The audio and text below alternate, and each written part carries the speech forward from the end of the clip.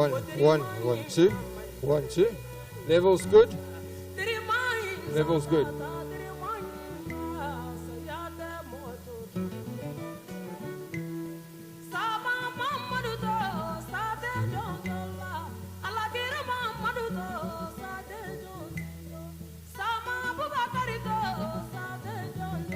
One, 2. Okay, 1, 2.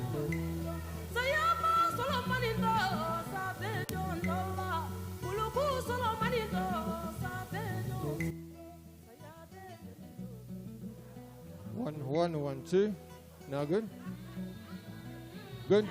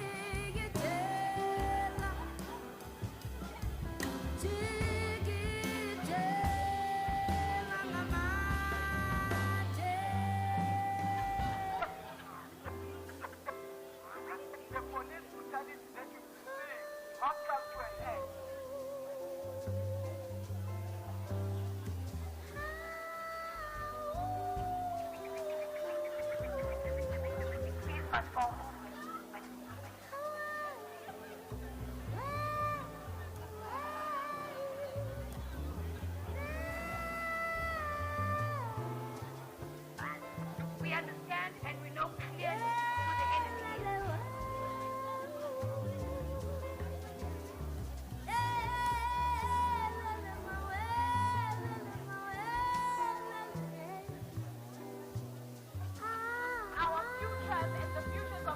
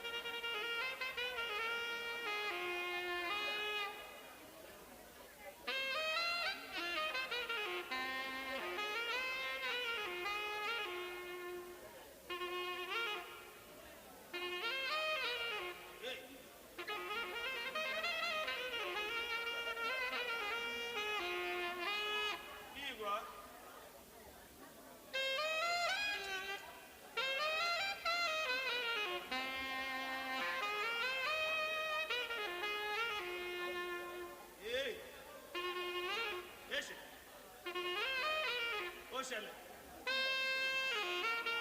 bí ìgbọ́ dáadáa bí ìdí ìgbọ́ èsì.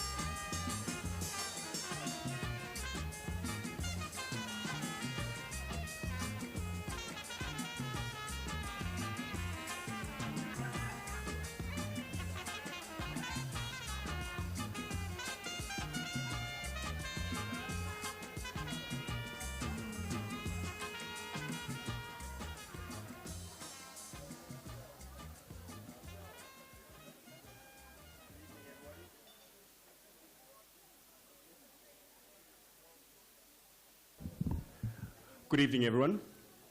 Welcome to the release of Teva's new book. But before we go deep into the evening, this is just a heads up to say we will be starting at 7 p.m. We apologize for the delay. But yeah, so in 10 minutes' time, we will, 9 minutes, thank you. In 9 minutes, we will begin with tonight's festivities. Okay, thank you very much. Enjoy each other, and we'll see you in 9 minutes.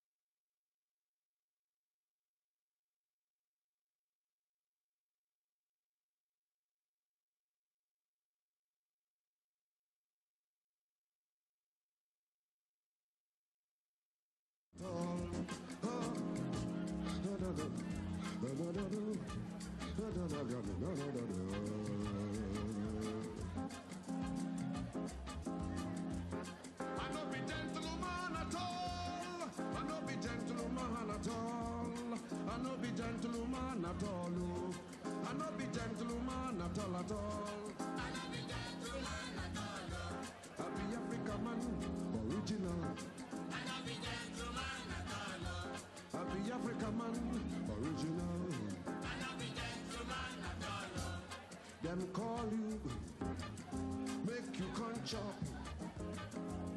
You chop small, you say you better.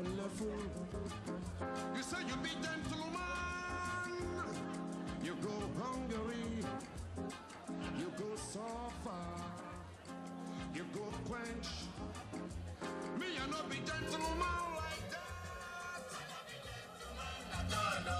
I be Africa man, original. I be gentleman at all. I be Africa man, original. I be gentleman at all. I be Africa man, original. I be gentleman at all. You can go your way, the Jaja way.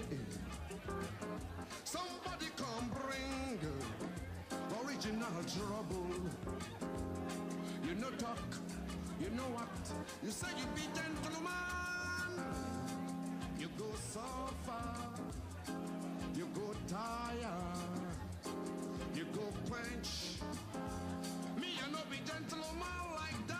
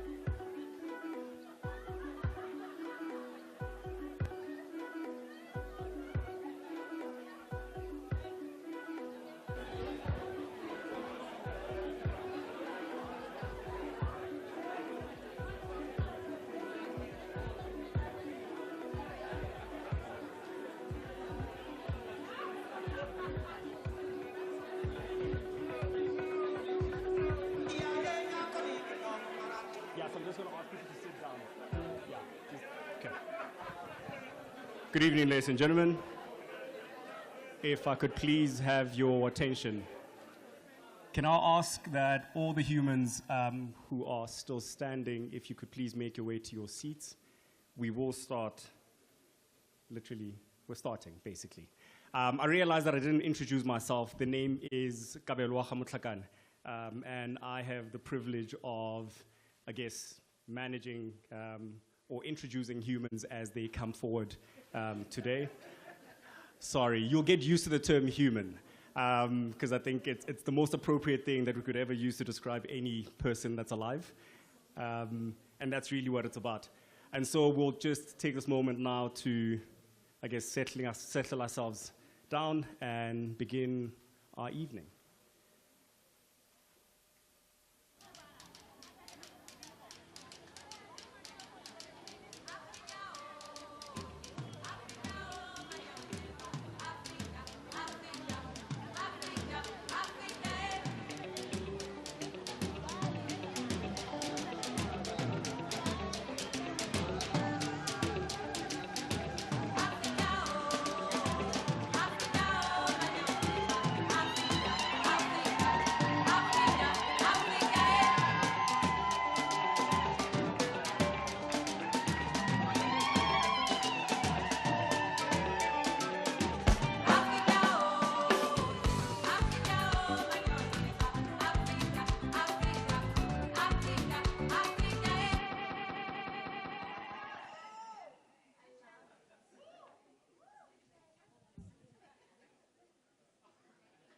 And so naturally, as this is an African occasion, I don't know if I'm the only person that struggled with the dress code conversation, because it literally just said African. And I said to Teb, I'd like to be in a suit, and it's like, that's not African. But nonetheless, then I realized some of our family members arrived in suits, so I was like, surely.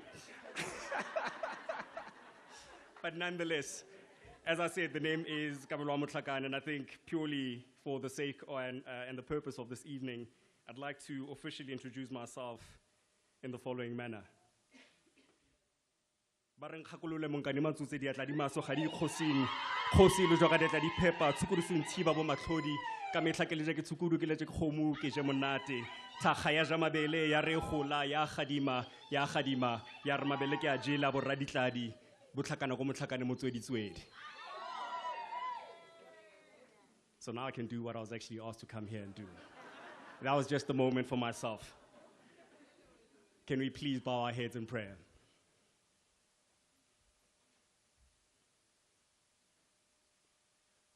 God of stories and soil, we gather in gratitude for the gift of words, for the stories that hold us, heal us, and remind us of who we are. Thank you for the courage it takes to tell a story, for the honesty it demands, and for the roots that keep us grounded. While we rise towards, yet again, what it looks like our coming. Bless this book, Rooted and Rising, and bless Tebe, that his words may stir memory, call forth courage, and remind us that our becoming is never finished. May every page be a prayer, every reader be a witness, and every story a seed, planted deep in the soil of Africa, growing towards light, truth, and towards us. Amen.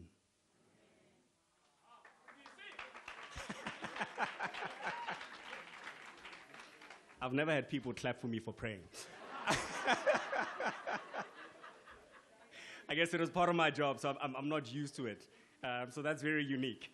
So tonight, under the golden lights of the Constitutional Hill, a place that holds stories, struggle, freedom, and becoming, Africa gathers to celebrate Rooted and Rising, reclaiming our culture and redefining our global influence. This is the latest work of Africa's leading brand, Authority, a mentor, an uncle, a brother, a confidant, and a friend. Ntate, or should I say Dr. Tebe Kalafing. And so this night is, I think, both a blessing and a moment just for many of us to reflect, to think through what it really means to be ourselves and what it means to become. When Tebe was writing this, I reached out to him and I said to him, you know, I'm at that point in my career where you feel stuck. And I was like, hey, Munna, I don't know what's happening. And this man has been mentoring me since I was 19. So we have quite a story.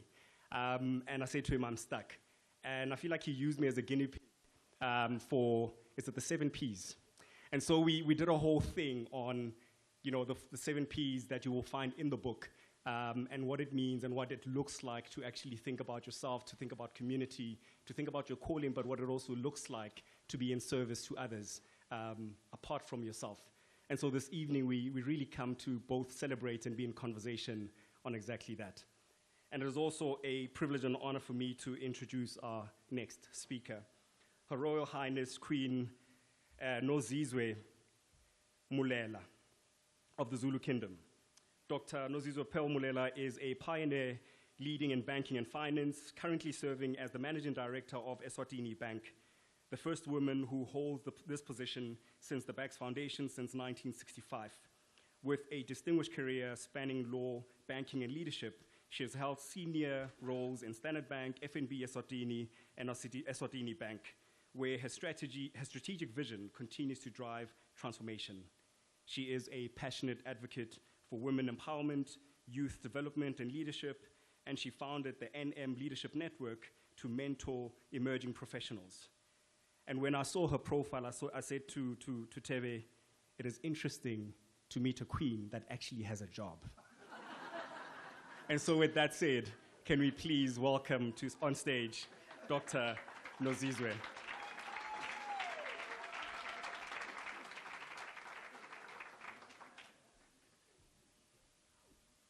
This is a different queen.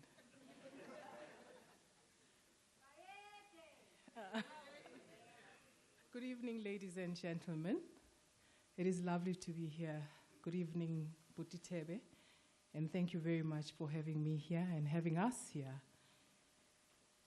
Ladies and gentlemen, it is an honor for me to be here tonight to celebrate a voice, to celebrate a thinker, to celebrate a storyteller, a person that continues to remind us of who we are, Buti Tebe.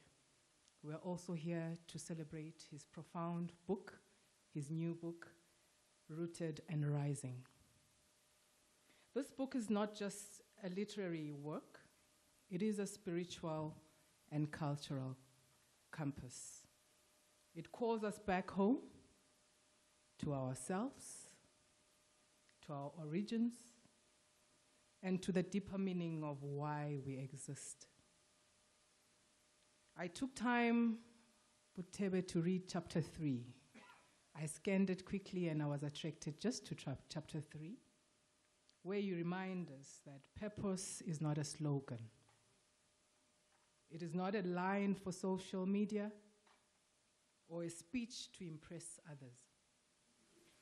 Purpose, as Buthebe writes, I quote, "It is the why behind the what, the why of our existence, and it is crafted in 3 words, in the intersection of reflection, conviction, and action," close quote. That for me is the very essence of living intentionally. We cannot speak of purpose and not live it. We cannot claim to lead and not serve. Purpose demands that we live in a way that impacts others right where we are. And I am sure we can attest to that with this gentleman here. In the book, he gives us a beautiful example in the story of Mlungisi Masego, an ordinary man who chose to use the millions of rands he received in a payout to bring water to his community, not for personal luxury. He turned his blessing into service and his name into legacy. This is purpose of motion, creating and becoming the greatness in the ordinary. That's what purpose is about. One of the most powerful threads are running through Rooted and Rising is the art of storytelling. Storytelling, in many ways, is the heartbeat of who we are as Africans. It is how our ancestors taught, how they healed, how they guided, and built identity. They sat around fires, under trees, under stars. They passed down wisdom through storytelling. Every tale carried a lesson, a warning, a dream, and even hope. And Buthebe continues that sacred tradition. Through his writing, he tells not only his story, but he tells our story. A story of resilience, of purpose, of cultural pride. He reminds us that storytelling is not just an act of expression, it is an act of preservation.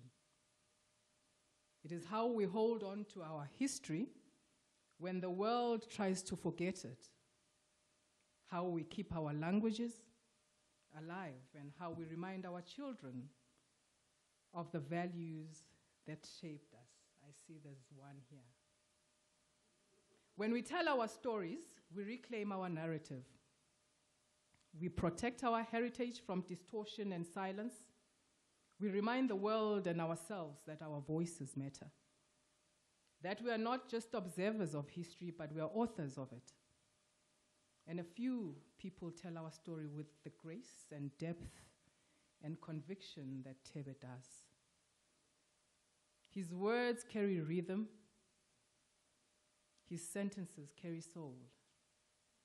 His books are archives of African brilliance. They speak of pride, they speak of purpose, and of belonging. What I love most about what Thebe writes and the way he does it, he writes as Thebe. He just writes as himself. Isn't that lovely? The same warmth, groundedness, and strength that he carries in person, it flows through his words. The humor, the energy, his depth, his belief in Africa, all translate into his written offering. Through his storytelling, he teaches and affirms and uplifts us all. And this now leads us to one of the book's deepest lessons, staying rooted. To be rooted is to remain anchored in what makes us who we are. That is our culture, our heritage, our values, and our identity. Because when we lose our roots, we lose our rhythm. When we forget where we come from, we begin to drift. In every culture, our ancestors understood that roots are sacred. They are what keeps the tree standing tall through storms. So this book calls us back to that kind of wisdom, to stay grounded in our traditions, in our languages, in our communities, and in our sense of belonging. To rise without roots is to risk being blown away by every wind. But to rise with roots is legacy. The greatest gift we can give to those who come after us is to remain anchored in who we are, even as we grow and as we evolve. As someone who believes deeply in purpose, intentionality, and servant leadership, I am moved by how Rooted and Rising reminds us that leadership begins within. It begins with knowing who you are and refusing to be separated from that truth, no matter how high you climb, and having the humility to return to your truth should you ever drift away from it. But Tebe, thank you for reminding us that purpose is lived, that culture is not a costume, but a compass. That storytelling is not just art, but it's legacy. It is how we keep our memories alive, how we connect generations, and how we build a collective identity that cannot be erased. You have told your story, and in doing so, you have told ours. So congratulations on this powerful contribution. May this book continue to remind generations to come that our rise means nothing if it is not rooted in who we are, and that our stories, told in our voices, are the seeds of legacy. So, ladies and gentlemen, here's to a successful launch and the impactful conversations that are yet to follow. Thank you very much.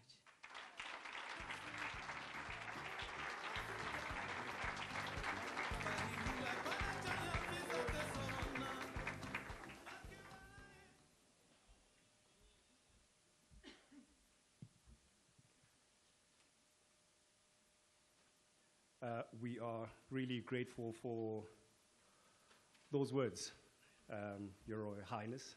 And I think it's always so amazing to listen to people and how they interpret and digest what they read and bring it into their own. I think that's the beauty about this book is, Rising and Rooted is not a book that is meant to be romanticized. It's actually a very practical, it's a textbook if you think about it. And I think in my mind, if you're wanting to realign, to look at yourself, to re-energize yourself, it's one of those tools that one could use to do exactly that.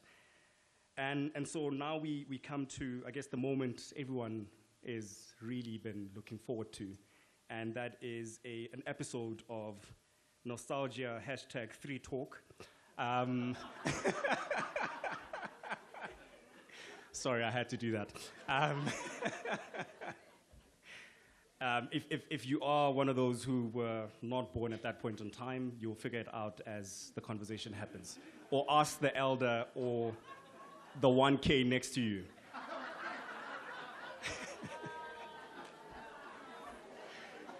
So, ladies and gentlemen, it is truly an honor and a privilege to introduce a woman that I think many of us grew up watching, listening to, and admiring. And so it is with great pleasure that I introduce you to Umama Nolene Malo Sango. I have to do that. I had to do that.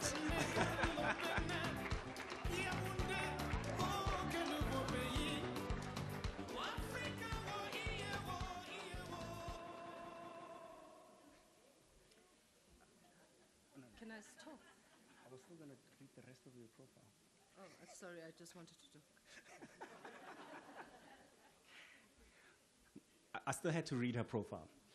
And I'm going to do that, right? So Bonunum Tata Nolene Malo Sango is a pioneering South African broadcaster. I apologize. So my clicks are not oriented in the direction they should be. South African broadcaster, journalist, and philanthropist whose voice and vision has shaped the nation's story for nearly 4 decades. Her early days on Radio Transkei and her celebrated tenure as the 3 Talk presenter, she became a household name that many of us grew and grew listening to and adored, engaging the country in meaningful conversations and redefining what it means to be a woman in media. She is both intelligent, stylish, deeply attuned, and really speaks to the hearts of the people. And so we welcome you.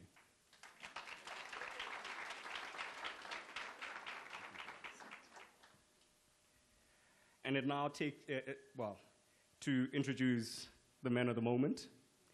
He's saying to me, keep it short. I'm not going to read Tebe's profile because I think everyone that is here knows exactly what he's been up to for the past few years of his life. But I think for me, Tebe is really more than just a name in branding. He's a force for change, a voice, a mirror, and a movement through which Africa sees its worth, tells its story, and reclaims its place and space in the world.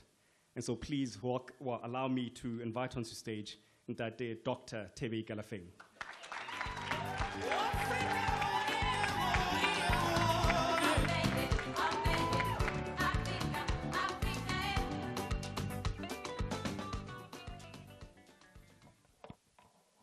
Thank you so much for that wonderful introduction.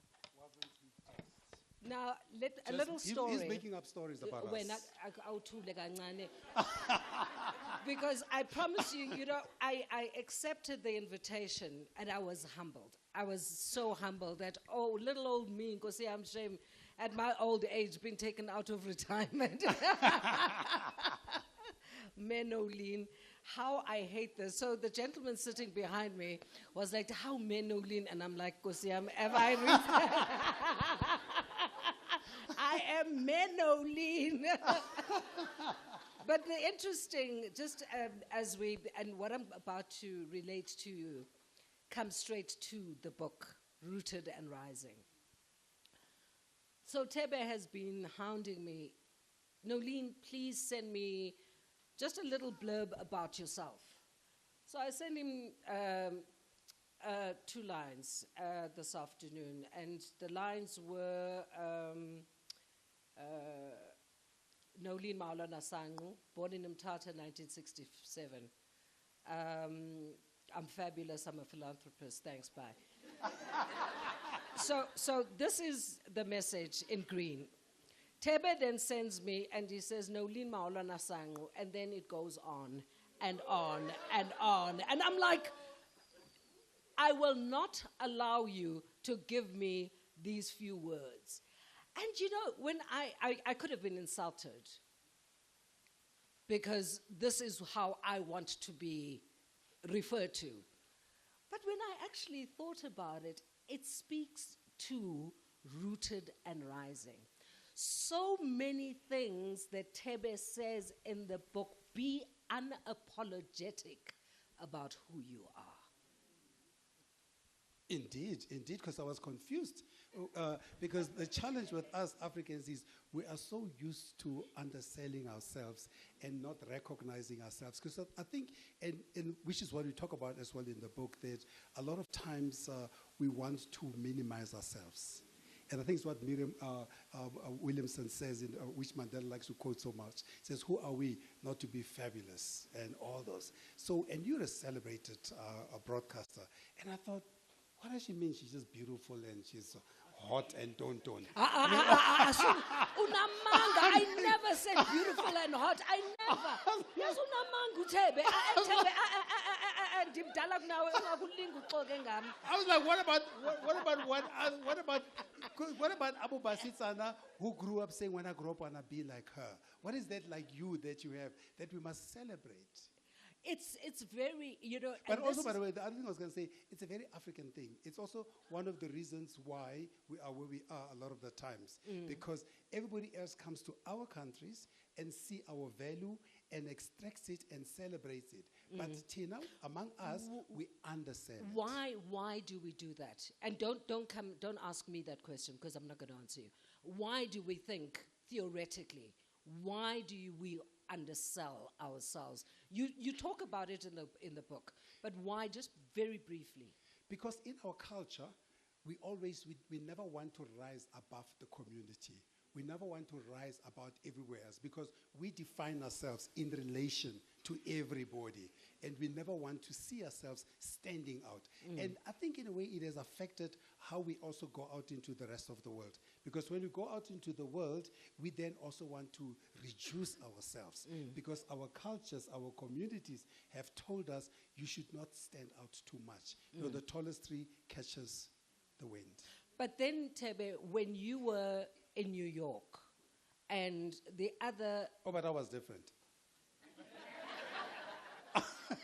So- anyway, you were saying. you know, very few people are able to shut me up. He's one of them. You say that we don't, as a people, we don't want to stand out. We want to dump. But there was a time when you landed the big job in New York, where your mentor, the other black person in the company, said, you are going to dress like this in order for you to fit in. So you did that as well at the time. Of course, and I think I speak in the book about a double consciousness, which is the idea that despite what I've said about us, our culture and all those, we still operate in a world that is both Western and colonially inspired, as well as cultural. So being in a New York environment, the idea that how do you fit in order to stand out? So that the focus must be on who you are, not on what you look like. And of course, there you have to fit in the look. I mean, at that time, we had to wear beautiful starched shirts, custom-made suits, and we just need to stand out. Yeah. That was how standing out looks like. But it worked for America, because America was much more Western-oriented. Yeah. But of course, when you come back home, you then realize, but I'm not actually Western. And how do I stand out? How do I balance both? By being both African as well as African in a Western world, rather. How do we, as a people, start to, because you obviously, it took you decades to get to where But you don't are. make me that old now. But Tebe, it did. Nike was in. Kudala, long time ago. You're looking fabulous. Thank you. I'm going to take this Not bad off for a and- 21-year-old. Yeah, no, not at all. I'm 25. You're 21. How do we, and you talk about it in the book, how do we change that mindset? Not just about the showing up, not just about showing off about who we are. How do we change that mindset? I'm going to answer it by starting over the answer with the one question you actually asked in terms of why is it that we want to minimize ourselves? Because I think we lack self-confidence in who we are. But we also lack self-appreciation that who we are is enough. But not just enough, it is our distinction and our competitive advantage. And I think to me that's where it starts. Because once you accept yourself and once you and then you follow it up by valuing that which you are, then you are able to navigate the world on your terms. The MC referred to Rooted and Rising as a textbook. Now, immediately when someone says a textbook, you think of Customary Law 101, and you think, really, a textbook? How do you feel about that reference? It's quite interesting. So he came to my office, exactly as he said, and he said, hey, I'm trying to navigate, you can see he's a very suave priest. I mean, they don't make priests like this anymore. Because I grew up in a Catholic church, so you know the priests wear dresses. I think that's where a lot they had to cover up everything. But this priest here has got hairs hanging. And he's quite fancy, right? So he came to my office, and then in our conversations, then I said, but I need to have a framework of how I speak to him. Something that he can take away to remember how to think about his transitions in life, both as a professional, but both and as a person as a professional. So he says it's a textbook because in many ways it is a manual. I look at it as a cultural manual more than anything. It's not, and I didn't want to write a book where you feel warm like when you pee yourself. And nobody sees you. I want to. Okay, that analogy. And hope that nobody catches you out. How often do you do that, Tebe? Apparently, it will kick in when I hit 80.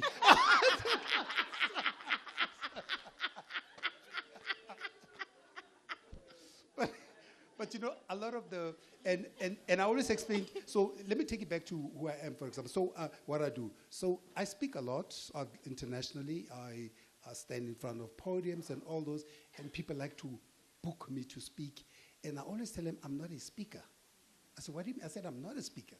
I'm just a thought leader and authority in a subject who knows how to tell his story. So a lot of the quote-unquote people who you call speakers, they speak a lot of beautiful things. You feel really hot afterwards. And then afterwards you're like, kind of what were they talking about? As soon as you left.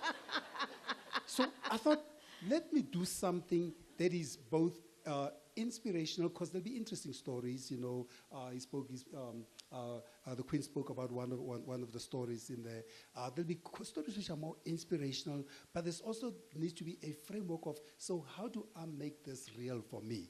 And that's where the blend between beautiful inspiration, but also empowerment. So it's an inspiration and an empowerment, quote-unquote, manual. So maybe it's not a textbook, although I saw Professor Isolde here from UJ. UJ has prescribed it for their honor students next year. Ah, that's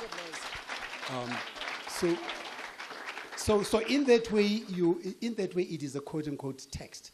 But in the way I describe it, to me, it's more it's a renaissance, it's a renewal, it's a call to action. It is a reminder of who we are. But as we go through the journey, because we've lost our way since 1884, we've lost our way. So part of what we need a manual on how to get back on that journey. And that's what makes it texty, if you will. The follow-up question to that would be, who should be reading the book, except the honors students or learners at UJ next year? But before we get to that, there's something that made me feel warm. I don't want to ask what's happening. I'm afraid. And what made me feel warm was reading the foreword. Nothing as dirty as you were thinking. Tebe, you sing of the grandmother who names a child with prophecy in her voice, of the young wanderer seeking clarity in a world of broken mirrors, of the artist sketching new maps of belonging with lines that refuse erasure. That warmed me. In fact, the foreword, before you even get into the book, the foreword is warming. It doesn't give clarity on the book, but it gives clarity on this human called Tebe. How did you feel about because you chose who was going to write the foreword? So the foreword was written by Professor Toyin Falola, Nigerian-American, who has written over 100 books on African history, identity, etc., etc. And I decided because this book is a renewal book. It's a cultural book.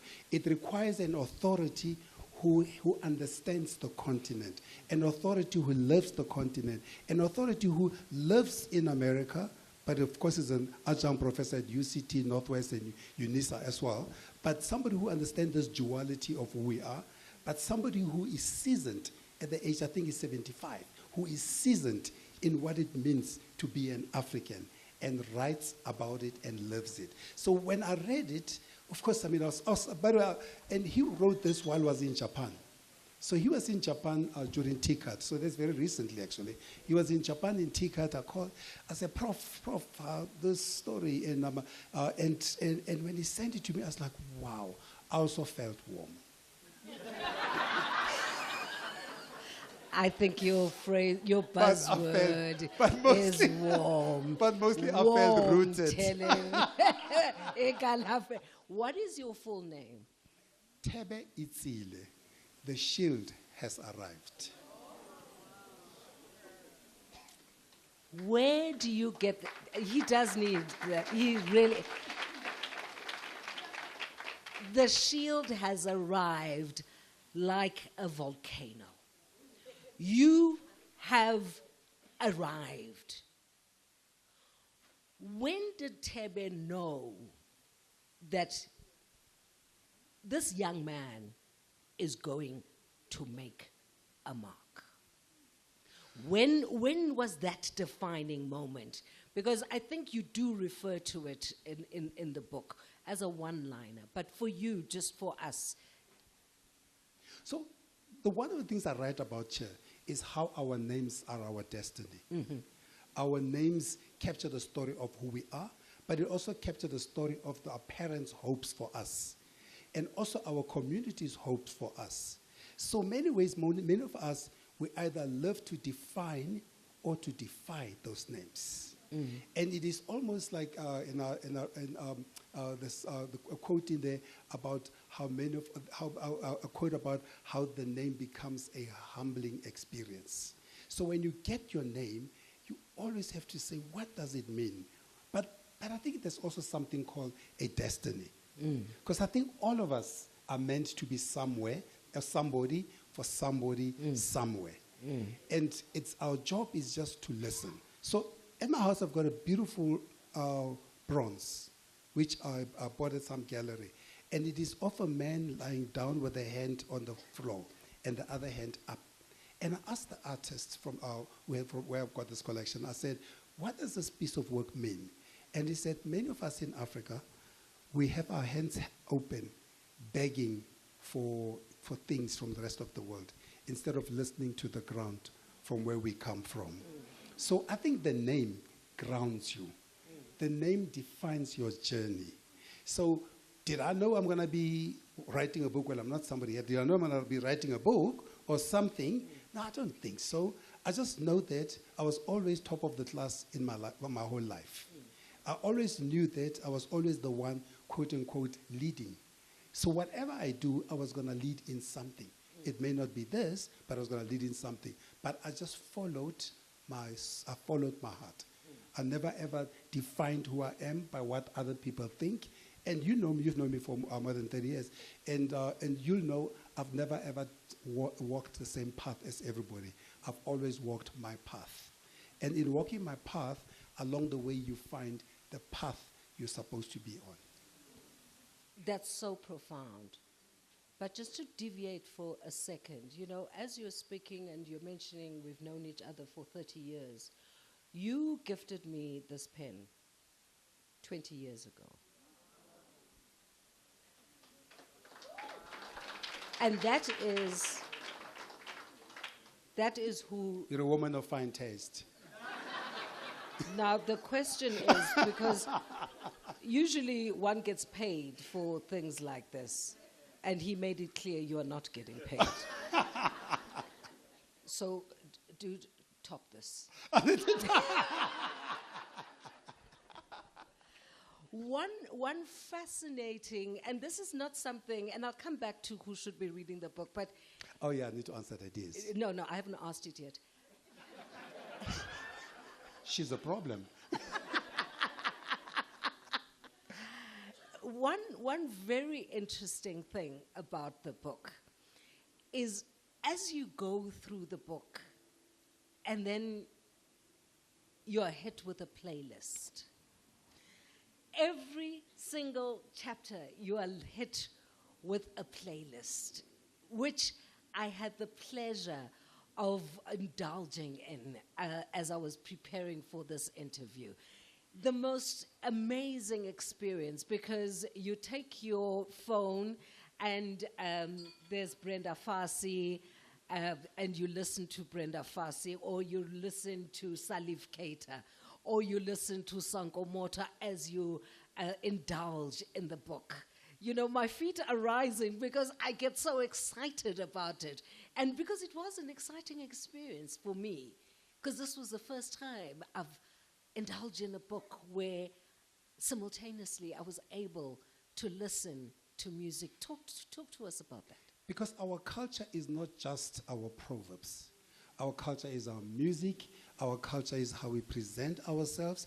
Our culture is our food. So I thought, let me create the book that speaks to a big enough part of our culture. And then for every chapter, the seven primary chapters inside the 7 P's, I thought, what playlist captures the essence of what we've talked about? What playlist speaks to people? What playlist speaks to the need to take time out? You know, I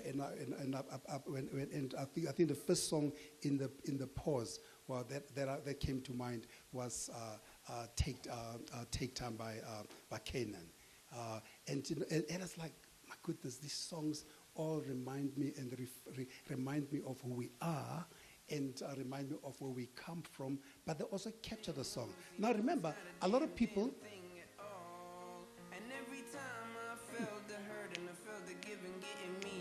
Off the wall. I'm just gonna take a minute and let it ride. I'm just gonna take a minute and let it breathe. I'm just gonna take a minute and let it ride. Right? I'm just gonna take a minute and I'm just gonna take a minute, because you know, where does Canaan come from? It comes from Somalia. Ethiopia, lives in Canada, and the story of him celebrating his mother, the need to take time out and reflect on where he comes from. And to me, that's what the book is about. The book is about our story. So the music also does just that. So if you listen to just a song, you probably get the essence of this chapter. If you read the chapter, you get the depth of the content. And if you go one step further, you are able to, in the harvest time, you are able now to reflect. So what does it mean for me? Higher and higher. Oh, my brother. So, you know, I came back to South Africa, home South Africa, 94. And when I came back to South Africa, I said, the one thing that reminds me of home, of South Africa, is Brenda Fassie. And I couldn't find her anywhere because Brenda was no longer the same. And she was living in Hillbrow. And Hillbrow was no longer the same place. I then said, let me go find my brother. And I think, I'm not sure they hear my friends. I said to some of my friends then, I said, I'm going to Dilos shortly. I said, Dilos, let's go to Islam. We are not going to Hillbrow. I said, what do you mean? When I was at Hillbrow, when I left South Africa, Hillbrow was a fine place. I said, what's the fine? He says, it's not the same. Do you know, I found Brenda Fassie, everybody knows she was 1.2 meters tall. I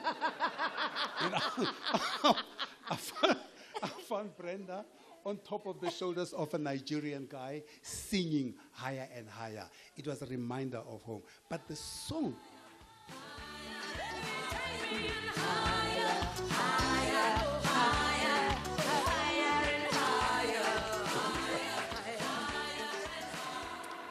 But isn't it beautiful, that song as well, because it's a triumphant song. Yeah. It's a triumphant song. It's about getting things done. And I love that about Brenda, and I love that. And so the book is infused with that type of storytelling between music and words and proverbs and cultural aspects. Did you get help in getting the music, in aligning the playlist with the different chapters.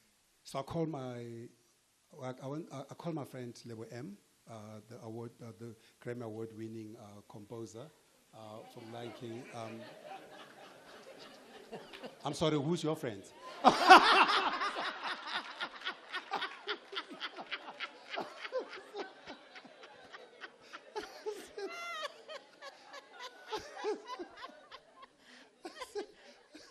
I went to see him. Isn't it nice to have friends in high places? You know, I called my friend Lebu M. Well, that's what I'm going to be saying. You know, Tebe Galafeng, so I was leaving home today, and I'm leaving, and my children ask, where are you going? And I'm saying, I'm going to Uncle Tebe's launch. So the one Googles, he says, oh, this guy, you know him. And I'm like, yeah, he's my friend. So Lebu M, but Lebu's also my friend. Yeah, Lebu's all our friends because we all have the DVDs and we all have the Netflix and we all have the CDs. It's all our friends.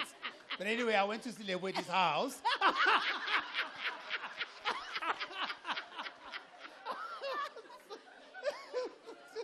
To go through the playlist. I said, you're not well. To go through the playlist in terms of the songs that I think are appropriate for the different things. And the thing with the playlist as well, it is all African and diaspora. Because it's a mixture, you know, you've got the Peter Tosches of the world, you've got people from North Africa, East Africa, Central Africa. And I wanted to make sure that the playlist captures our story, because our story is not just told from South Africa or from the continental Africa, but our story is also told by the Canaans of Tegemenes who are based in Canada and America and all those. And that's how the story looks. And by the way, I was so intentional as well, as you probably saw, that I first started by writing the book fully Afro-focused. I had no quotes from people from other continents which arrived in 1652. I wrote it fully from an African perspective. Then when I finished, then I was speaking to Kabelo, Reverend Kabelo, and they were speaking about this dual consciousness, about this idea we come to when it comes. Then I said, you know, I must actually honor that as well, because our culture has evolved. We are not just Africa from Africa, but we're Africa as well, inspired by the other cultures. But I wanted to find the African story everywhere. And because even when I travel outside of the continent, I first look for Africa in every country I get to. Very profound. Who do you, as this brilliant marketer, Well, who do you bounce things off? Who do you, when you've got this brilliant idea, rooted and rising, you know, I'm going to write this book because I need to write, even though a year ago I dropped one book, but I'm going to, and I'm traveling 1,000,000 miles an hour, and I'm doing interviews, and I'm at the yellow table, and I'm all over the place. When you quietly sit down and say, okay, Tebe, you've written this book, let me give it to someone as a sounding board. Because we can't know it all, as much as we like to think we do. And you, as this grounded man, you know that I need to, let me get someone else just to look at this. Not for reassurance. The one thing I've learned for myself, or I've been able to do for myself, is to take inspiration everywhere. Yeah. There is nobody too young, nobody too old, nobody too inexperienced. Matter of fact, Michael Kambai is 21, 22. He's in Morocco. His brother's here. Caleb, his father's here. Chris, they're Congolese. We must just check their passports.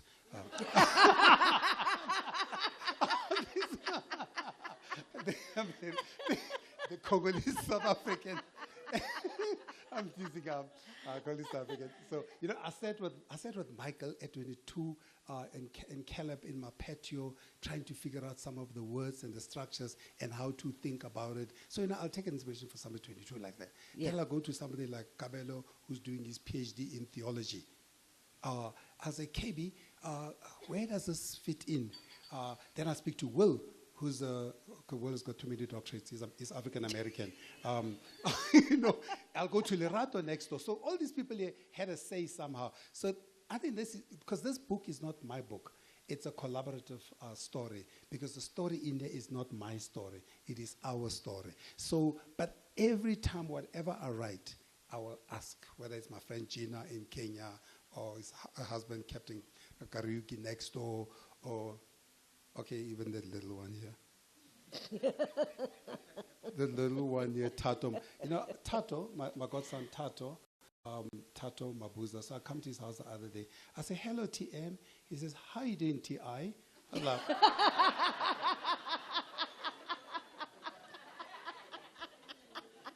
so anyway, you're going to get inspiration from TM, and you're going to get it from other people. So, there's professors, there's lots of professors actually went through this book as well. From UJ, from UNISA, Professor Isolde's here, she also went through the book. There's tons of people. I take inspiration everywhere, because no one person knows everything. Yeah. But by accessing the knowledge around you, you become better, and the product becomes better. The first question, one of the first questions I asked you was, do you agree that it's a textbook, that this book is a textbook or not? But the question is, or rather my observation, is that this is not the kind of book that you are going to be able to read from beginning to end in one sitting. No. Because this, my impression, I had to read the book because I needed to do this. But I need to read the book. I need to go back, because there are some uncomfortable questions the book asks. There are some uncomfortable, unsettling, self-introspective statements, comments, worksheets that you like, okay, I need a quiet space, a cup of tea, put my feet up, and actually really read the book. Okay, some people don't do cup of tea, but that's a different subject. Okay, glass of wine, whatever. Listen, Tebem, now I had a mini stroke. I can't drink anymore, so which is a very big question. Well, you've never drank alcohol. No, I've never drunk. But my friends do. So one of us had to drive for them. Only Desmond and I don't drink among my friends. The rest are drunks, but we love them.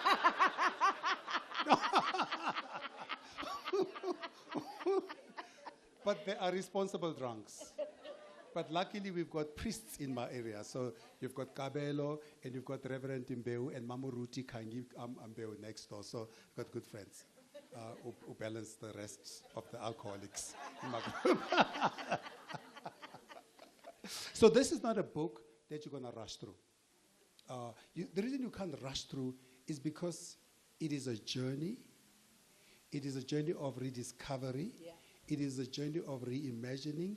It is a journey of remembering. Because, we'll ask the questions when it comes to the people section, which is the first one. Because, us Africans, for example, and that's and maybe that's it's a good way to give it an illustration. In the people section, which is the first subchapter, the first P, relate the story of how us as Africans, when we meet each other, so when white people meet each other, they're like, Nolene, what do you do? Very transactional. When Africans meet each other, they're like, Nolene Maholwana Sanu. I know the Sanus. Which one are you? Mm-hmm. Because what we want to do, we want to connect. Yes. We want to root you. Yes. We want to see the relationships. So our connections are always relational and not transactional. Yeah. And and at the end of the subchapter, while you are recovering from reading, obviously there's a playlist, but then you've got what I call harvest time. And in the harvest time, I've created worksheets for you to be able now to go back and say, yes, who roots me? Who gives me an identity? Who are those people that I go to? Because, the thing about us Africans, doesn't matter how far you go, you'll always come back home. And that's why you always want to be buried at home. Like we'll all come to Joburg with the big houses and the fast cars. But when it's time, when the maker gives you an SMS, it's time now. You then start saying, yo, I must go back. So now all of a sudden we need to do tar roads. Because you are very rich where you come from. We need to put fences around your 3-room house. Now all of a sudden we need to be reminded how to slaughter, even if you don't know how to do it, because you know it's work. So we need to learn how to do those things, because you always have to come back home. Yeah. And that's why the first chapter is a foundational chapter. It speaks to you coming back home, because the whole book is really about coming back home. You know, Tebe, we could spend the next 3 hours Nje. talking about this book, and we still wouldn't finish. No. It's impossible. But, you know, in the digital age that we live in, you touch on that, and so importantly, talk about what you put out and how that can turn against us, because we are living in this fast age. Millisecond, you send, you gone. Reputation gone. I mean, I'm summarizing it in the most crude way, but you put it so eloquently in the book. So in the 6th P or so, I think I'll call it presence, how to create presence. I talk about this digital times that we're in. That's now where the duality comes into place. That I'm not just saying that, yes, if you want to tell your story, you must go paint with the Khoisans and draw those little people with the small butts and the long legs on the stones. I was talking about the Khoisans, that's what they look like. What's wrong with you? But I'm saying that part of how you're going to tell your story as well, you're not always going to have to go out and then scream that everybody knows. So now you can have to tell a story in the digital world. But also, if you don't exist in the digital space, they will exist you. Because these days, you'll find out people say, no, Tebe's got a Facebook, he even sells crypto. Then Tebe says, but I don't know anything about crypto. I am not on Facebook. No, you are. Somebody has created a life for you. So it's such a dangerous place that we're in. But also the other danger that we're in is people forget now that you can't have another story on digital that is inconsistent with the story in the community. That now you need to align the two. Because most of us are beautiful and wonderful on social media. Our Instagrams, we are always on point. Then when you come and see us at our homes, then we need to run quickly to go powder up quickly so that I can be the same person. So it's also about understanding that in the digital age, authenticity is still important. And this book is about authenticity. How do you tell that to a slay queen? Oh.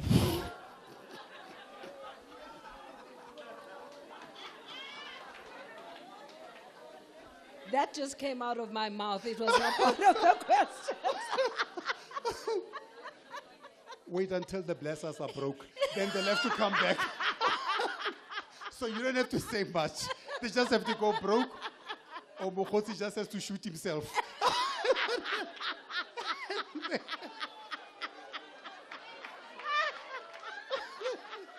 Then the money is finished. And then you can't afford to go get Dolce and Gabbana and Balenciaga, all those people that we used to use to define who we are.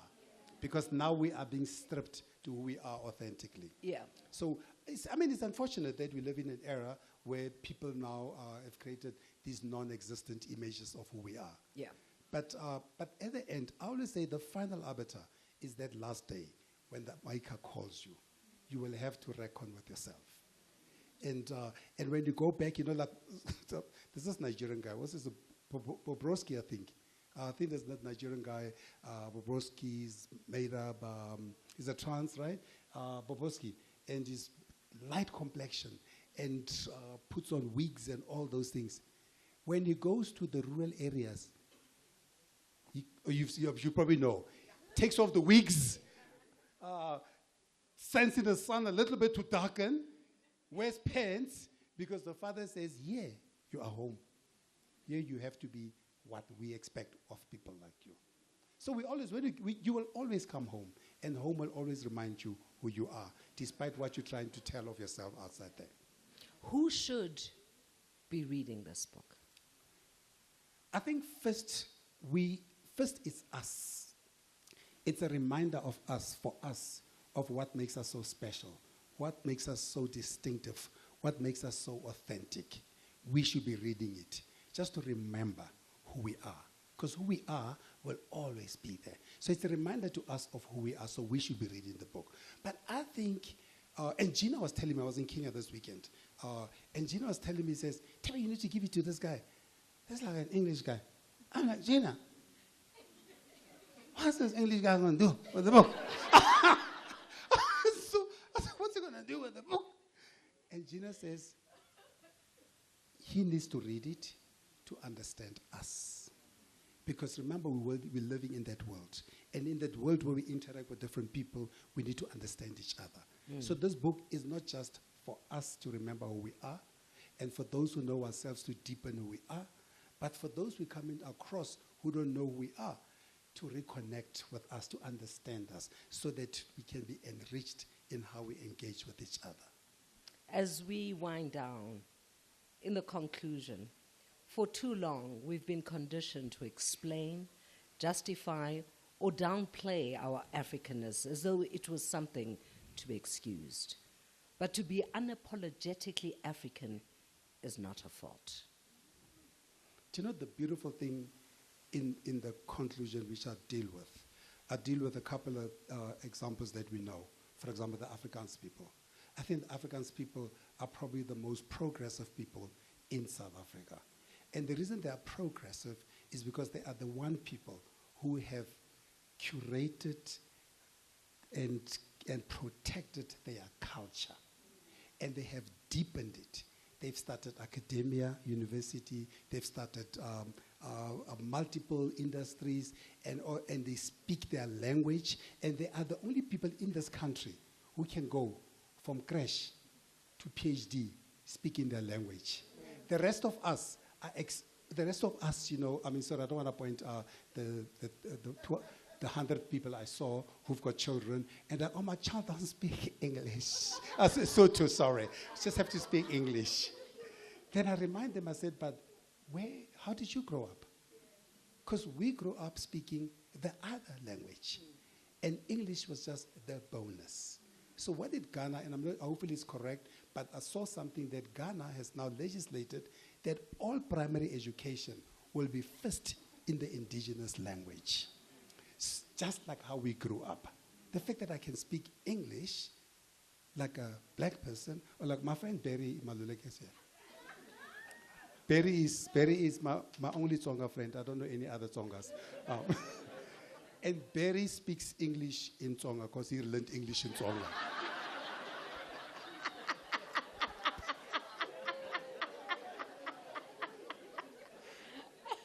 I love Barry for that authenticity. So, Barry always makes fun about that. But let me tell you, because I think what the Afrikaners have done is to show us that when you take pride in yourself. So many of us are saying, I'm not going to Stellenbosch. They've got all their own money. Well, there's a money spoken in their language, created in their language, using your sweat. So what we need to do, we need to learn from the Afrikaners. We need to learn from the Muslims. Because what do the Muslims do? They take you as well from the madrasa. They teach you their culture from a young, all the way to the end. We need to learn from the Africans, from the Muslims, from the Jews. We need to come back to ourselves and understand that being who we are is our distinction, is our currency. Hugh Masekela says wrote in the book in the end, Hugh Masekela said, one day we will wake up and tell our children we were once African. In fact, he says, when I look at my grandchildren, I figure that when they ask them 20 years from now who they are, they're probably gonna say, we used to be Africans long ago. Because we have sacrificed who we are. We have downgraded who we are. We have told everybody what we are is lesser. We are better if we're English. We're better if we're Western. But actually, you know, the Queen says to me, I was with her in Swaziland, she says to me, Tebe, I'm going to arrive as me. I said, of course, you always are you. And we should do that. We should not apologize. But I have no problem with a friend next door who doesn't look like us. Cleo. Because we're living in that world of duality. Yeah. Ngiyaxolisa, Cleo.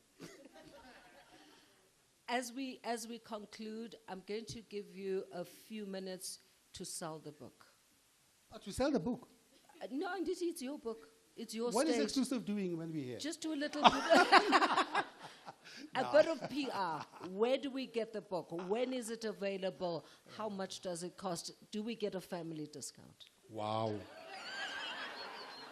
Do you know, black people, when they go to Louis Vuitton, Balenciaga, and they're given the full price, they're like, what do you mean, is this all? But when they go to Madlamini, who spends all night coming up with their dress and making little margin on it, they now take away the margin from Madlamini. So Madlamini is working for nothing. There's no family discount. The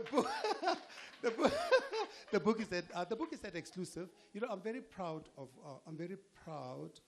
what we've been able to accomplish with The Traveler last year. It was the best-selling book last year. It is a story of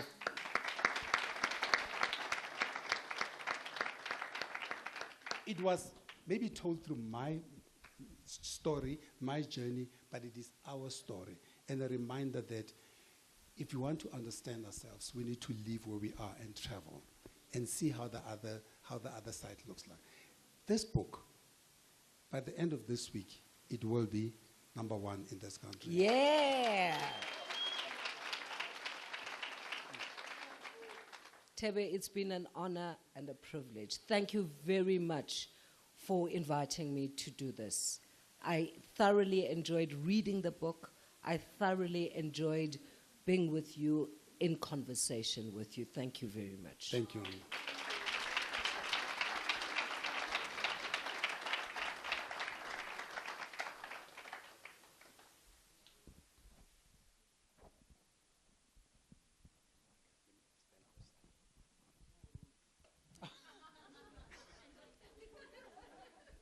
I always like when people find out I'm a priest. The first thing is always, is he a priest?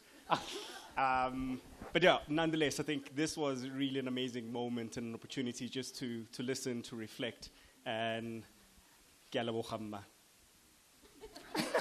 Maholwana sangu. Maholo Maholwana sangu. Nasangu. Yeah, there we go. I will be practicing. I'll send a voice note. So in a conversation with Tebe, I said to him, maybe we should open the floor to some questions if people have any. But if you don't, I'm more than happy for us to just let it be. So we were indifferent on the number. He said 5, I said 10. But let's start with the first one and see how it goes. There is definitely a question at the back. Sis Nose. Do we have a roaming mic? There we My go. favorite nose. Has everybody bought After the Fire? Because you're not allowed out of here if you don't buy After the Fire. Nose has written an incredible book. I've seen this woman in many capitals in the continent because that's what makes her such an incredible facilitator of conversations around the continent. Oh, thank you, my big brother. My name is Nozipho Shabalala. It's such a privilege that I get to ask a question to my big brother. I think there's just two things on my mind, Tebe. The first one is build on a comment that you made, that culture evolves. The question to you is, who decides what gets preserved and what is allowed to change? And perhaps you can give us a thinking model or framework for us to engage with that complexity. And then the second question and the final one is, I love the comment that Her Royal Highness made towards the end, where she said that culture is not a costume, it's a compass. And I often see in the spaces that we occupy that there is the risk of paralysis in the performative, thinking that if you show up looking African, you've done enough. How does the book help us to transcend the performative so that culture really becomes a framework that helps us to process and make decisions? Thank you so much. Thank you, and I think you answered the question, by the way. Because in the book, I write about how this is about moving from performance to purpose. This is about moving to being, from becoming to being. It is about understanding that our culture, like you say, even this book, is just a compass. That because we're living in a changing world, we too should be changing with the times. But in changing with the times, we should be firm on what grounds us, what roots us, so that the things that change. You know, I think I can't remember the gentleman who says, when it comes to matters of character, probably also would have said culture, we must be firm. But when it comes to style, we should move with the wind. So it is about understanding what are the fundamentals of what grounds us, who we are. That cannot change, and that should ground us. What should change is how we deliver on that. I mean, where's my young man named after a star? Upi, Kuza, Sia. She's hiding. Sia. Where's Sia Kuza? Sia was here just now, dressed in full Xhosa. And Nomahlubi is Mama Nugupi. She was also here, dressed in full Xhosa, the authentic way. I'm also dressed in Xhosa. But an evolved Xhosa. So the essence of who we are is still here. But in matters of style, I have moved with the wind. But in matters of culture, I have deepened my roots and be confident in who we are.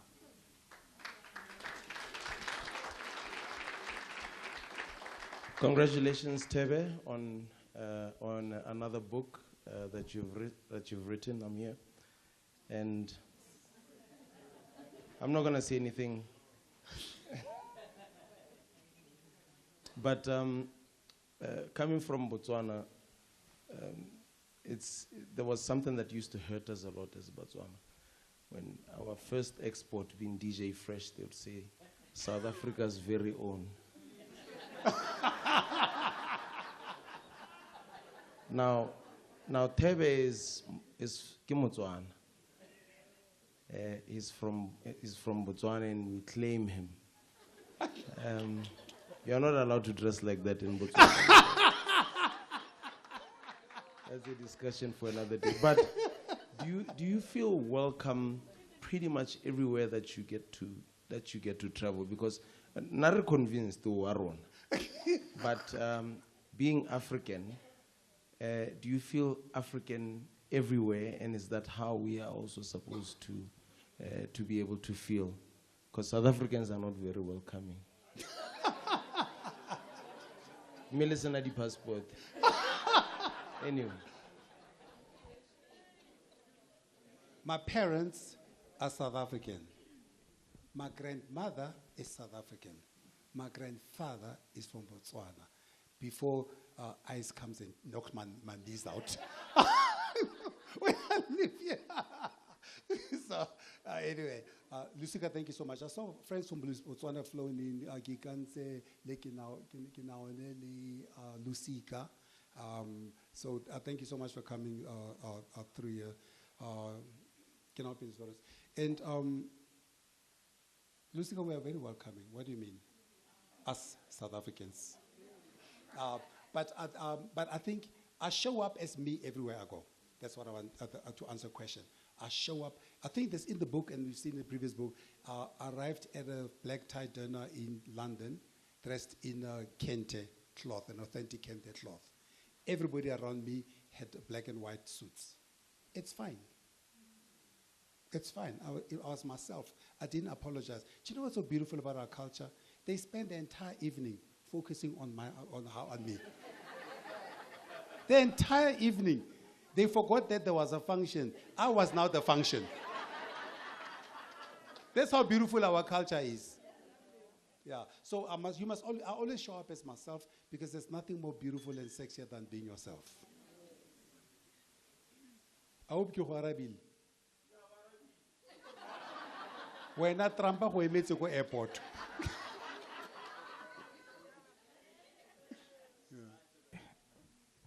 Okay. Congratulations on the book. I haven't read it yet. I'm yet to read it. Enkos. Yeah, you touched on, Angela Dube here. You touched on the use of mother tongue in teaching, and I want to pick your brain on that.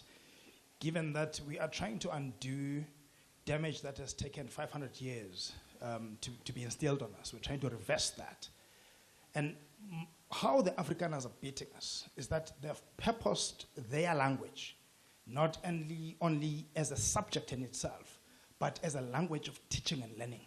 Correct. We are far from that. Correct. We want to teach isiZulu as a language and as a subject. We want to teach Sepedi as a subject.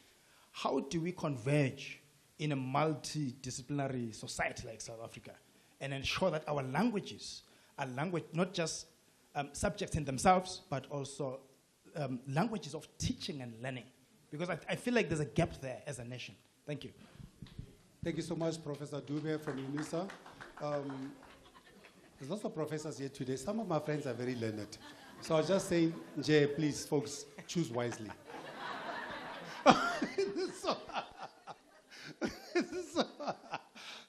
I made an example about, I made a facetious comment. I was just teasing about Barry. But what Barry said was fundamental, so true. Let's give apartheid one credit. We don't have to give them for everything. They taught us in our languages. They taught us English in Setswana. It's another subject for another day to reconcile the two.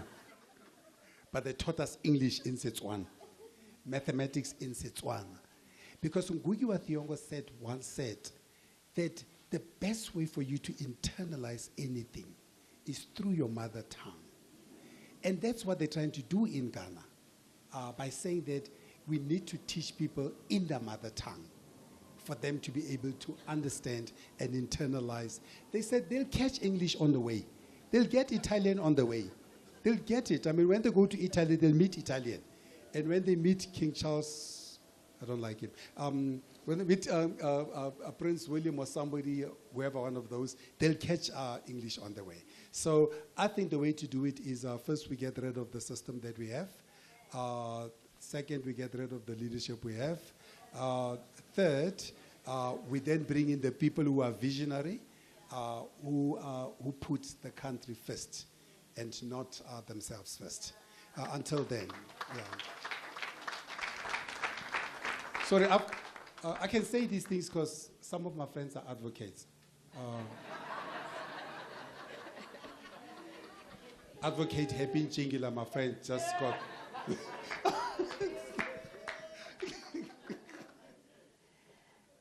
Right. Hi, Tebe. Congratulations. Very enriching evening. It has been so far, enriching conversations. So this is almost like a leftist question and is around cultural gatekeeping. When you're watching, I'm a big user of TikTok or just, hanging out on TikTok, you would find Black Americans who are, kind of, I don't want to say appropriating, but representing themselves in either of our cultures on the continent.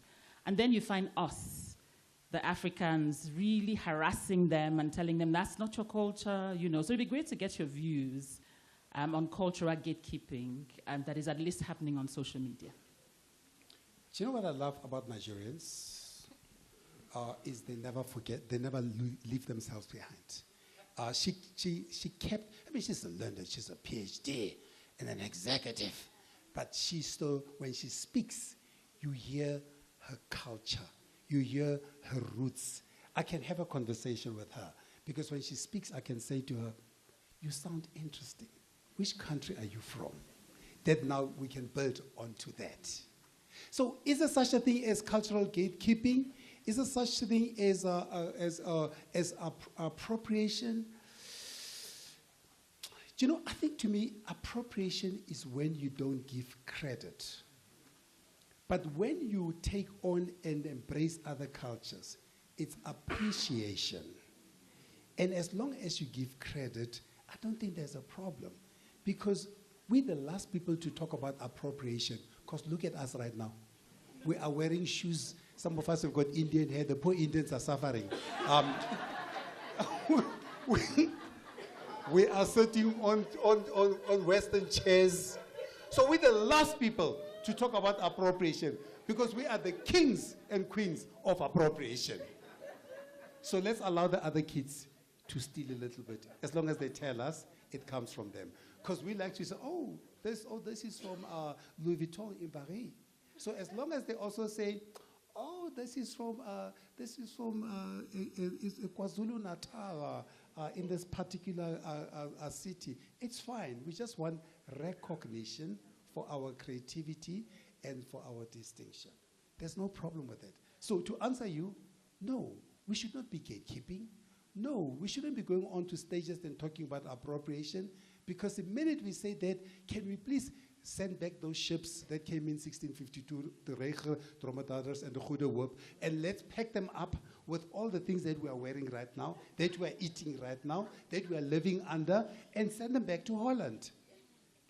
So we can run around naked in our little patches.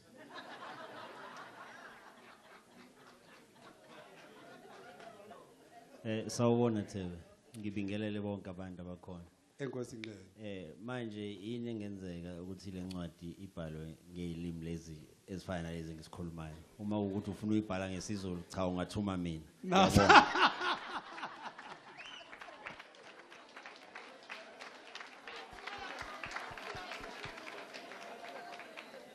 Okay, the only part I didn't like about what he said is the last part. Because the last time I heard Tumamina, we were all excited. We thought this country is going somewhere. That's the only part I didn't like. But the rest of the parts, for the 150 who didn't hear, he says, when are you going to write this? Why didn't you, and when are you going to write this in our language? And should you want to write this in isiZulu, send me. And you know, Ngugi wa Thiong'o, I think 72 or 77, was arrested because he decided to write only in his Kikuyu language. And he says, because when you express yourself in your language, you get the nuances right. Now, the problem is this, in this country, I think, and I may be wrong, AmaZulu, AmaXhosa, Tsongas, and Vendas, and maybe Andrebele, are probably the few people who speak their languages well, who return to their languages constantly. The rest of us, we can't even finish a sentence in our languages. Colonization has done a good job on the rest of us.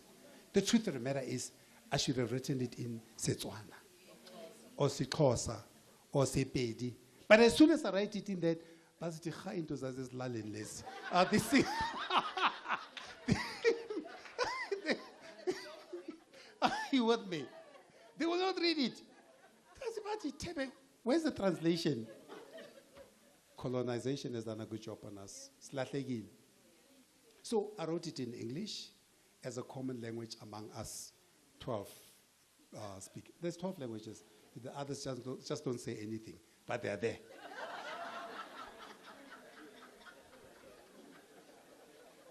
We're done.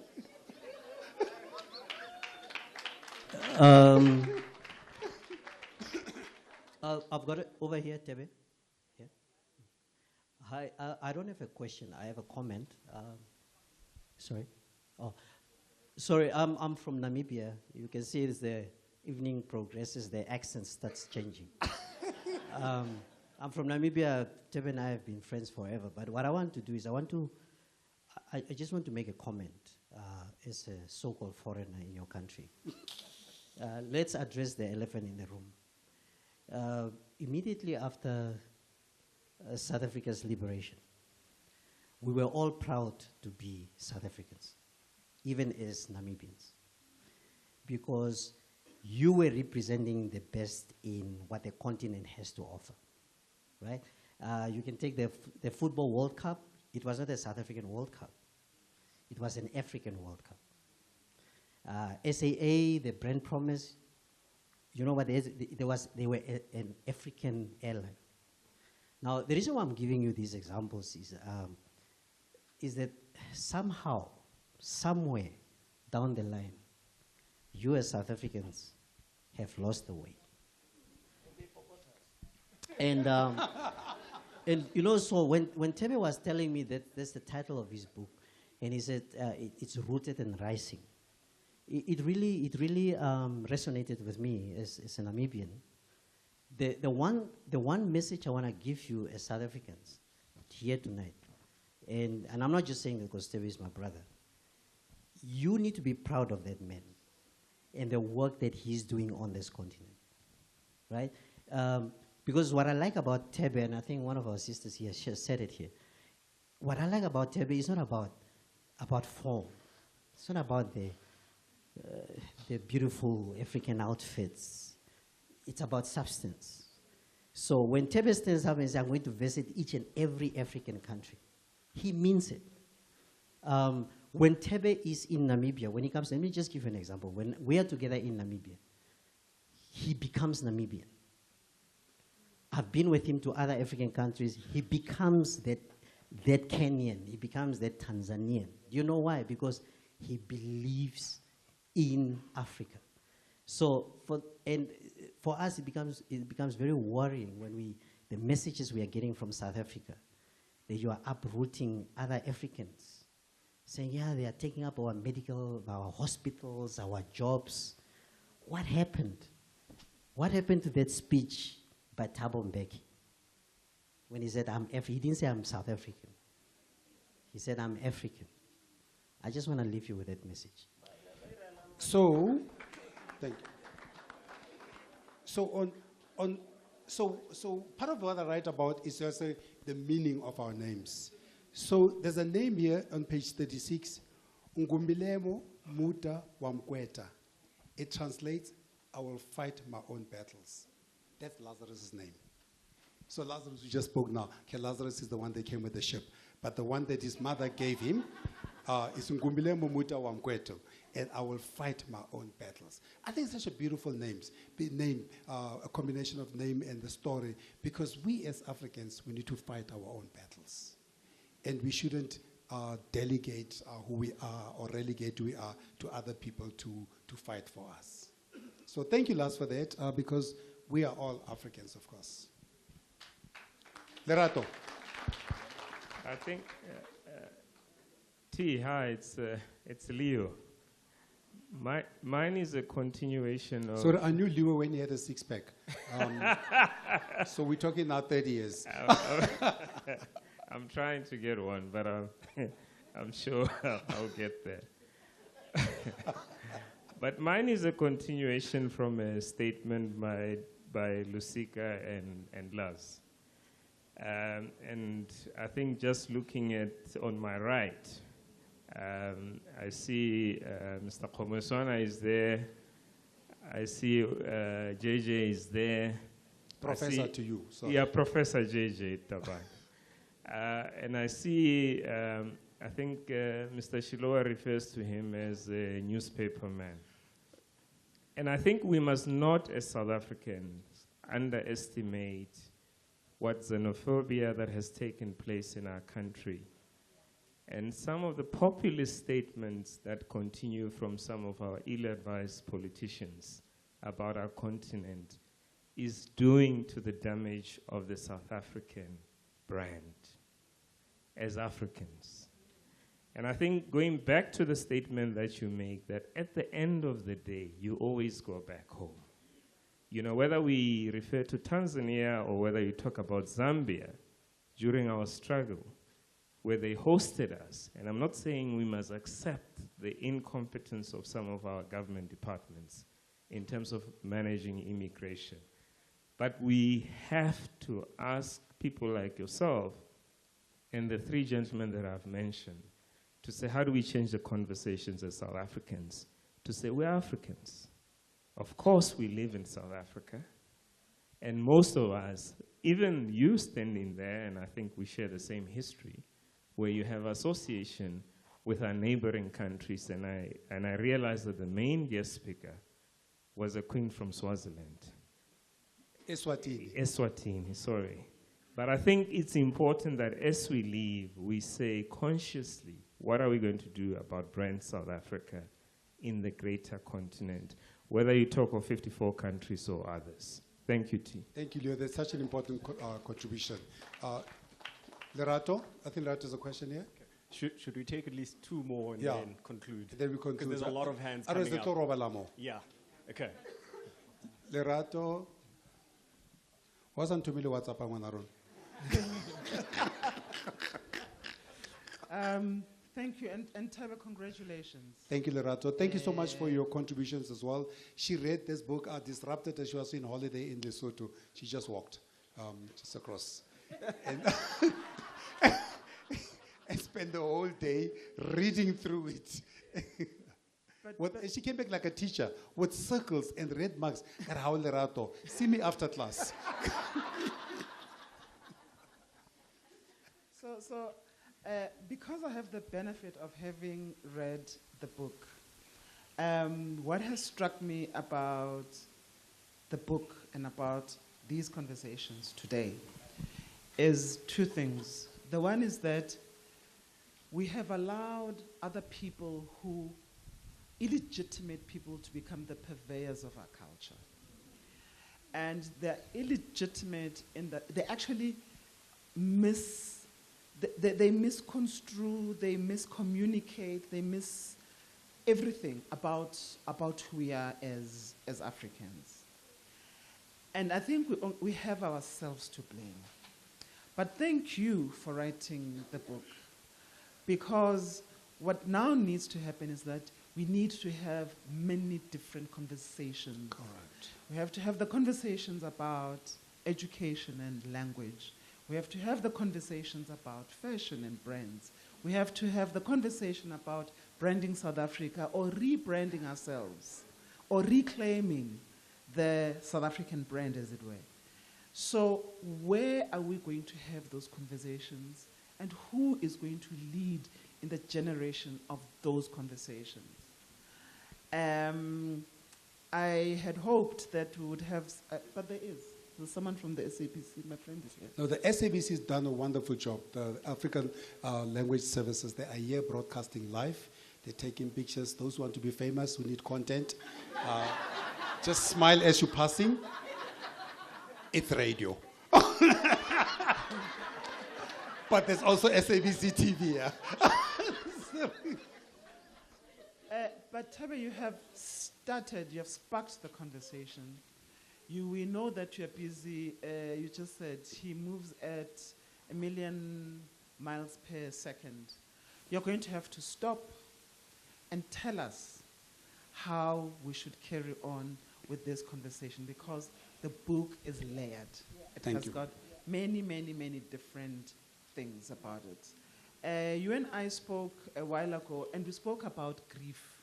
And I said, actually, somebody needs to remind us as Africans about how we grieve. So we have all kinds of mental problems and challenges and so on, because we have forgotten how in our culture these things are done and how they're communal and how they help us heal. So thank you. That's what I wanted to say. No, thank you so much. I just want to answer for a minute in terms of how we take these conversations further. So last year after the Traveler, you hosted at your house young people and a few of your friends and invited me, and we had conversation. We had like 30, 40 people at your house, and it was incredible, because the way you did it reminded me of, apologize, Reverend Imbeu, not talking about Isonte Zenzimali. How the churches, the charismatic churches, how they think in what you call cells. That's how they multiply. So I felt like we're in a cell session at your house, talking to those people. Next week, I'm speaking to like 75 accountants. Then I'm going to Bloemfontein speaking to 200 people. So that's how the conversations go. So it is not necessarily about broadcasting. It's about casting to different segments. And that's how the conversation goes. But also, like I said, it's not my story, it's our story. I was just curating the story. It's about, and the way the book is written, it's so interesting because anyone can take this book further on their own without me. Because of the way I've done it in the middle sections, where there's workbooks and all those. So you almost can take this story without me and create your own cell to take the conversations further. And we're going to take these conversations further. I mean, Coco was calling me, Chef Coco, you know, Chef Coco knows how to cook in 7 languages. I mean, he's Belgian, he's Burundian, he's South African, he's... you are everything, Coco. You're the only person I know who's got 7. I don't understand how you could manage to be out of 7 parents. But you've done a good job. But Chef Coco was saying to me the other day, a few nights ago, he says, Tebe, I want to have this book on the menu as part of a conversation. A 7-course menu on the 7 P's. And I was like, Chef, that's so interesting. Because that's what we do. You know? That's what we do. Des last year said, I'm going to make sure all my VIP customers have a copy of The Traveler. It was a Traveler. Why did he do that? I don't think he did it just because we've been friends for 101 years. He did it because he said, not everybody's going to get to travel. And you know, these, the ones who eat at Desmond, you know they've got money. And most of them, the furthest they travel is Cape Town and Paris. So Des knows the only way some of them are going to go to, some of these ashy places I go to, is to put the book in the hand. But it's about sharing the story. It's that, Lerato, to answer your question. The conversation travels that way. It is that book you give to your child, that cell we had at your house, that meal over this, and that's how the book story. That lecture at UJ where the kids are going to get the book to study. That's how we're going to take the conversation further. We need to. By the way, if you go to universities, 3/4 of what they prescribe was written by dead people. And us, the alive people, they're like, yeah, but we can't put a book by Tebe. They know him.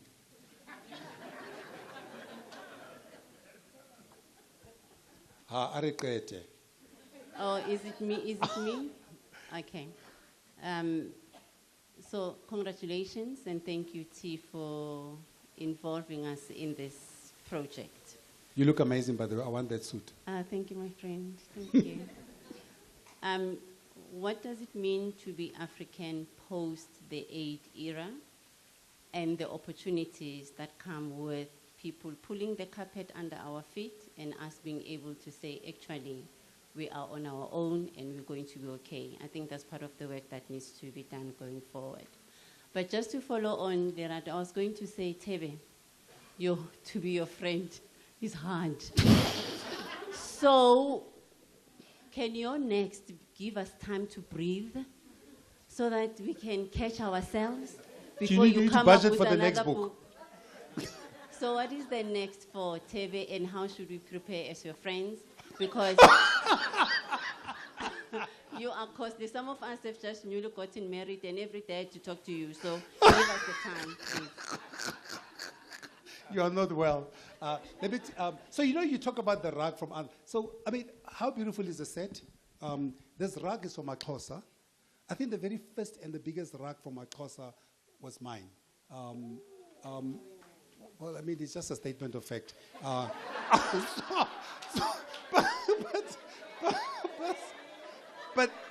But I mean, look where they are. Look where they are now.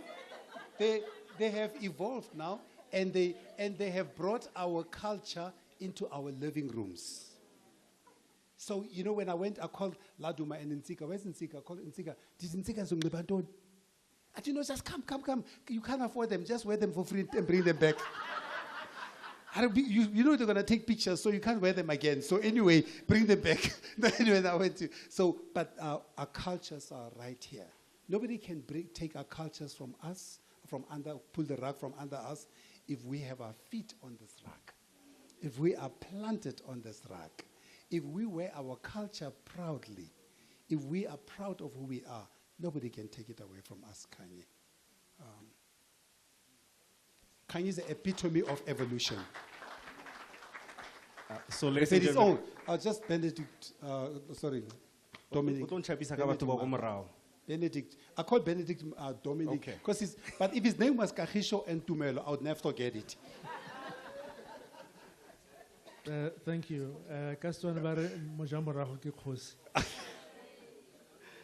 So, Tebe, I think one of the conversations that you and I had was around the commonality that we have as African brothers and sisters, and the core ethos of belonging, which is supposed to bind us. But yet, this glue seems to be fractured, and despite this, we remain fragmented and at war with ourselves and each other. Just maybe some thoughts on how we think about reversing that. Thanks. Kabele, you disturbed me. You called me. No, I didn't. You said how you talk about the commonality of what makes us Africans, and you said something about how to reverse that. What? Oh, yeah. How do we reverse that fractured?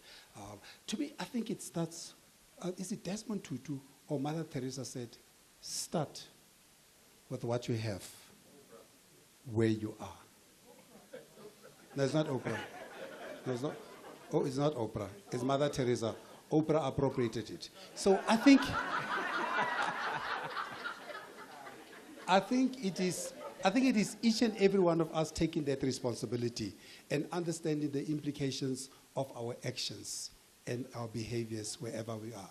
So, well, obviously, in our transition from from wearing incredibly beautiful suits, which got moth in my wardrobe now, to wearing incredibly beautiful African clothes. And what was so interesting is, in the transition, people used to stop me and they say, "Hey man, Tebe, you and those cloths and those rags from Africa." Then down the road, I started seeing ministers, politicians wearing them. Then I said, that's quite interesting. And you know what they say? We saw you. Because each and every one of us does that. And we change in small increments. We don't have to say much. We just have to do what we can with what we have where we are.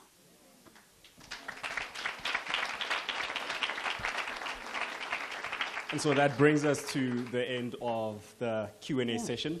And yeah, I think we're really appreciative of all the questions and the reflections that people brought forward.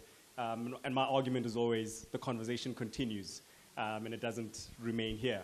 And so if you still have more questions for Tebe, please call him for lunch, take him for coffee, book him somewhere, and continue to engage. But before we wrap up this part, I believe there is an announcement that Tebe would like to make. Now, we are not Oprah. There are no books under the table. They are exclusive books.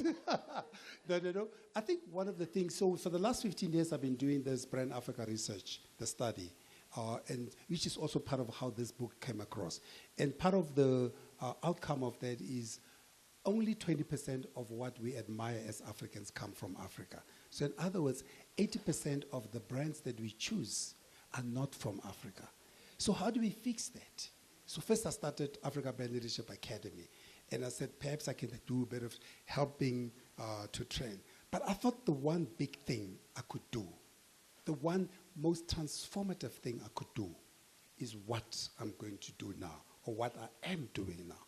So we're in the final signatures. We will have a proper get-together to launch ABLE, Africa Brand Leadership Education Fellowship. So I am launching a fellowship for PhDs focused only on African brands. And to put my mouth where my money is, and And to put, when that parliamentarians made mistake, he didn't correct her.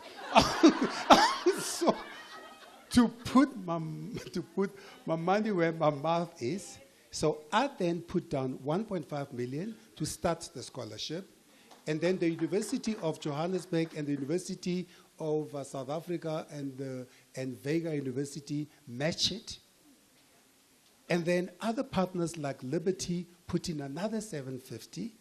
So just to start, we're going to launch this over 5 million rand scholarship for PhDs in South Africa.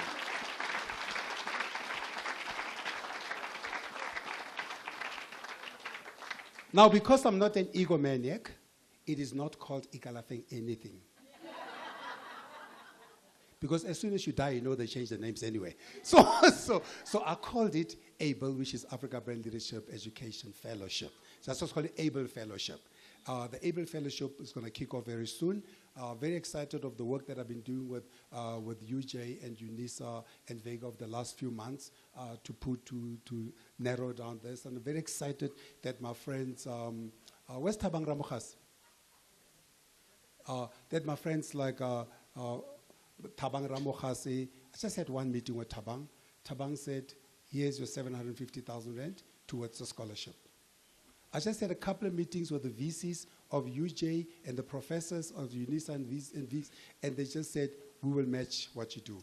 So I said, fine. So here's my first 1.5. So you match it, and we move on. And because, you know, we can talk about these things. We can talk until the cows grow horns. And the thing that's going to happen is we're all going to die.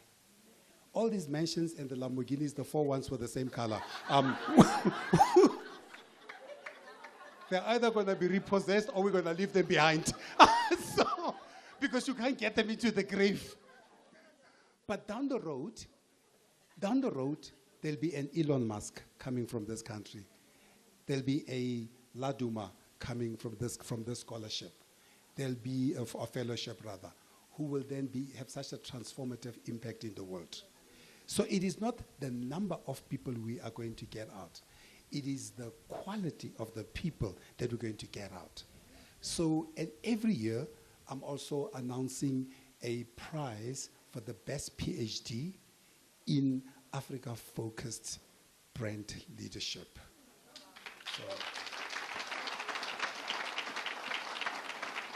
So that's it about putting your money or your mouth where your money is. Or your money is. I knew you were here, so I knew what you're going to do. So, but I'm done, folks. I think I've spoken too much for one night. First, let me say, thank you for honoring me by coming here tonight. Because, you know, I come from a small town, but with a great impact. So I come from Kimberley. We created all of you. So, you know, I'm from the city that started WITS, that started the Diamond Rush, that created the first bright lights, street lights, the first tram. And I grew up, the city said CC, City of Civilization. To me, it's just an example of, doesn't matter where you come from, that you can make a difference anywhere. But to me, what matters mostly is that any one of us can make that difference. So I'm incredibly humbled that you all have chosen to come and hunger yourself here and eat little sandwiches and chill with me and talk about this incredible piece of work. But most importantly, I hope to call on some of you, because 5 million is not enough. We need 10, 20 million on the scholarship. So y'all with the big checkbooks, I'm coming and say, y'all, knocking. Nah, man. So just last few housekeeping matters. There are some drinks and eats at the back of the room. We'll be signing books for you this evening if you are that way inclined. You can buy both the Traveler and then root yourself as you're rising. I had to do that. Okay. And so being a typical Anglican priest, I'm just going to ask you to take a moment just to quieten yourselves. Ntate Kalafeng, ke tlo ntsha kubu.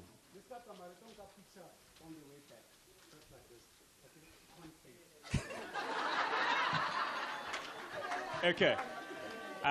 So, given that we started with prayer, I think it's ideal that we conclude the same way that we began.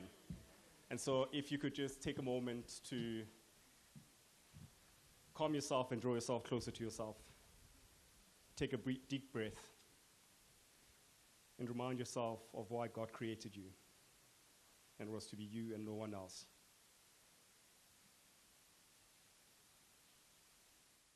And so, Lord God, we thank you for this moment to chat, to reflect, to think, and to deepen ourselves in the mystery and the story that you've invited us to be part of.